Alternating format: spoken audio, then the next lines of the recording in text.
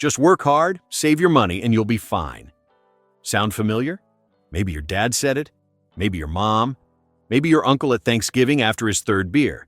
And here's the thing, they weren't lying to you. They were telling you what actually worked for them. The problem is, they were playing a completely different game, and nobody handed you the updated rulebook. Let me show you what I mean. In 1980, the median home price in the United States was about $47,000. The median household income was around $21,000. Quick math, that means a typical house cost a little over 2 years of income, not 2 years of saving, 2 years of total earnings. Obviously, you weren't spending every penny on your mortgage, but the ratio mattered. Housing was expensive, but it was reachable. Fast forward to 2026. The median home price is hovering around $420,000, give or take depending on where you live. Median household income, about $80,000. Now that house costs more than 5 years of total income. The gap more than doubled, and that's the national average. In cities like Austin, Denver, or anywhere in California, we're talking 7, 8, even 10 years of income for a median home. So when your parents say, "We bought our first house at 25, they're not wrong. They did. But they bought it in a market where houses cost 2 years of paychecks, not 5 or 6. Same words, completely different math. Here's another one that took me way too long to understand. Your parents probably told you to go to college, get a degree, it'll pay for itself. And in 1980, that was genuinely solid advice. The average cost of tuition, fees, room and board at a public university was about $3,000 a year. Adjusted for inflation, that's around $11,000 in today's dollars. Expensive, but manageable. A summer job could realistically cover a big chunk of it. Today, that same public university costs around $28,000 a year on average. Some states are way higher. And private universities? We're talking $60,000 a year.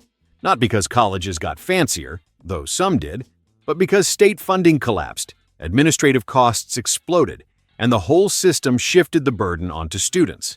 So when your dad says, "I worked my way through college," he probably did.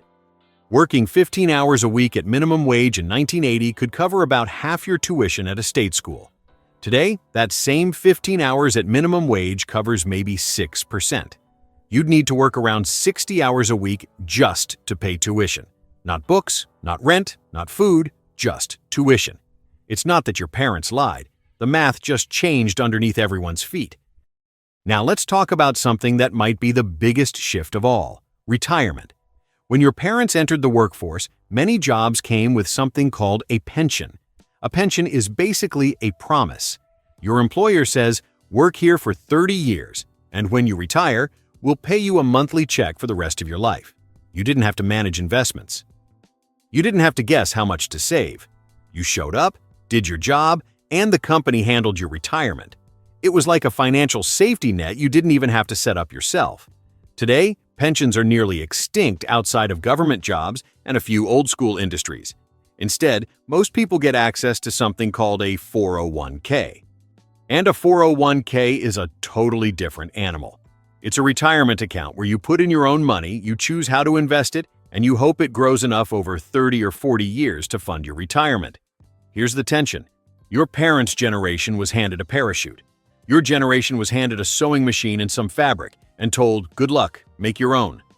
That's not necessarily bad. A well-managed 401k can actually grow larger than a pension would have paid. But it requires you to understand investing, to start early, to not panic when the market drops. Skills nobody teaches you in school. Your parents didn't need those skills because someone else handled it for them. So when they say, "Just save a little each month and you'll be fine," they're not wrong exactly. But they're skipping over the part where you also have to become your own amateur financial planner.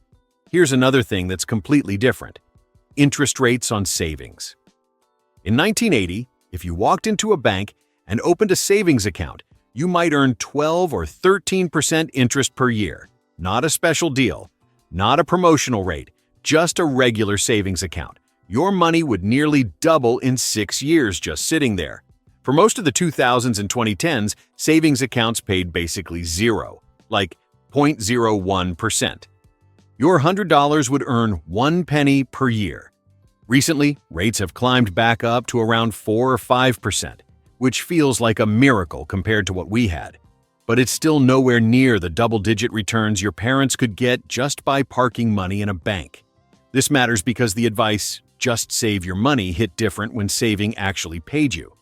Today, if you want your money to grow meaningfully, you have to invest it, which means learning about index funds, understanding risk, and accepting that your balance will go up and down. Your parents could build wealth through pure discipline. You need discipline plus financial literacy. Let me hit you with one more, and this one's personal for a lot of people: healthcare. In 1980, the average American family spent about 9% of their income on healthcare. That includes insurance, doctor visits, prescriptions, everything. Today, that number is closer to 18%, double. And that's if you have insurance through your job.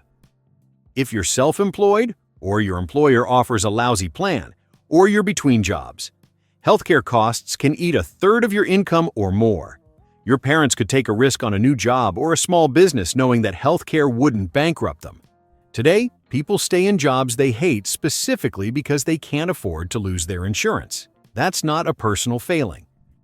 That's a structural change in how the economy works. So, what does all this mean? Is all your parents' advice worthless? No, absolutely not. The core principles still hold. Spend less than you earn. Avoid high-interest debt. Start saving early. Think long-term. That stuff is timeless. But the specific tactics? Those need updating. Here's the modern translation of your parents' advice. Now, buy a house as soon as you can becomes run the numbers for your specific situation. Renting isn't throwing money away if buying would drain your savings and leave you one emergency away from disaster. In some markets, renting and investing the difference actually builds more wealth than buying. Do the math, not the tradition. Go to college becomes get education that has a return on investment. That might be a 4-year degree in a field that pays well. It might be a 2-year technical program. It might be certifications you earn while working. The piece of paper matters less than the skills and the network you build. Save your money becomes save and invest your money in low-cost index funds. An index fund is basically a basket that holds tiny pieces of hundreds or thousands of companies at once. You don't have to pick winners. You just ride the overall growth of the economy. It's the closest thing to set it and forget it wealth building that exists.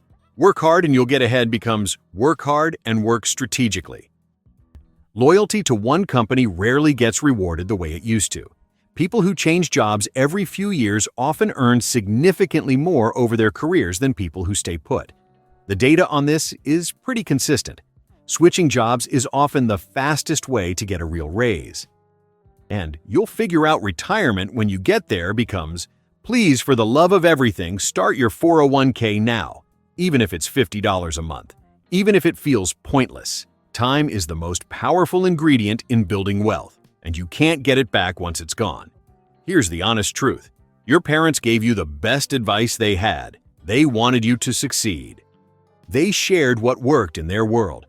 The problem is, their world and your world look similar on the surface, but run on completely different economics underneath. Housing is harder, education is more expensive, retirement is your responsibility, healthcare is a wild card, and the old playbook, while not wrong in spirit, needs serious updates and practice. You're not failing because you didn't follow their advice hard enough. You're navigating an economy that changed the rules and forgot to tell anyone. The good news?